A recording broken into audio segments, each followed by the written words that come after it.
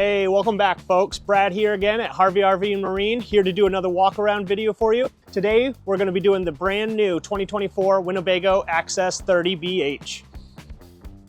Alrighty, and starting from the back, we do have this awesome pack and play door. Great access to get all of your storage needs in through the back. Some of the higher features I'd like to point out on this that you don't normally get on a smaller price point. You have the pre-wired for the side cameras Furrion. You have powered stabilizer jacks, which is awesome.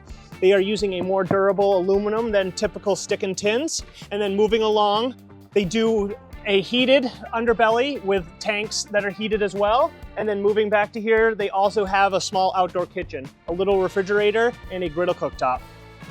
Starting on the inside of the Access, even though at a lower price point, you still get that quality that you love from Winnebago. Equipped with a TV already, theater seating that reclines, and a beautiful window out the side.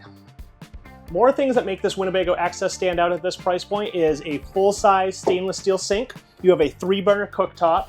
It is equipped with a convection microwave that is designed for baking, a 12-volt refrigerator that is large enough to fit my entire arm into, and then plenty of pantry space right next to that for all of your goods.